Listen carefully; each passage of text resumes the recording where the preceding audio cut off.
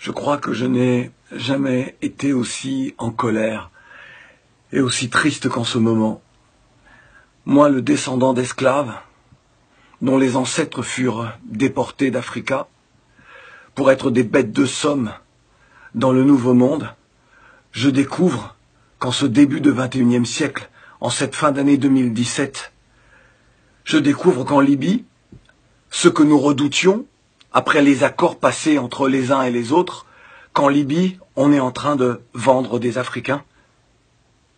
Là, en Libye, on vend nos jeunes qui, parce qu'ils ne pouvaient plus supporter le manque de vision d'avenir dans leur propre pays, ont décidé de partir, de braver le désert, de braver la mer, de braver la violence des groupes armés, de se retrouver humiliés en Europe en arrivant, que ce soit à Lampedusa ou ailleurs. Là, aujourd'hui, avec les accords passés entre la Libye et l'Union européenne, la France et d'autres pays, avec les États africains qui ferment les yeux, qui ne font rien, mais alors rien, pour aider cette jeunesse. Dire que nos jeunes ne peuvent plus partir. Ils font un sommet extraordinaire, il faut réfléchir. Aujourd'hui, on est en train de vendre, là, des Africains, des jeunes, nos jeunes. On les enferme dans des cages, puis on les vend au plus offrant. Et ça ne vous fait rien. Moi, le descendant d'esclaves, j'ai la haine. Je me demande que faut-il faire. Après cela, il faut que l'on nous dise qu'il faut aimer ce monde, il faut respecter les institutions telles qu'elles soient. Alors que moi, je vais rester là, à ne rien dire, à ne rien faire, alors que, là encore, ce soir, un reportage de France Info nous montre ces jeunes que l'on vend. Et personne ne dit rien.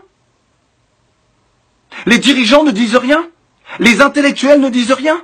Les journalistes ne disent rien du continent. Personne ne se révolte. Les footballeurs qui ont les moyens ne disent rien.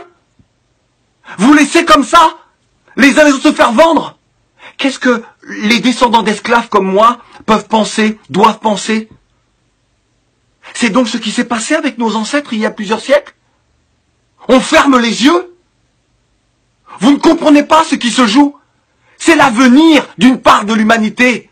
C'est l'avenir de toute l'humanité. Lorsque les êtres humains sont capables de vendre d'autres êtres humains, c'est qu'ils s'empoisonnent eux-mêmes. Ils se privent de l'humanité. Lorsque des personnes ferment les yeux sur cela, ils se privent de cette humanité. Ils rusent avec des principes d'égalité, des principes d'honnêteté, de respect de l'autre, de démocratie. Quelle démocratie?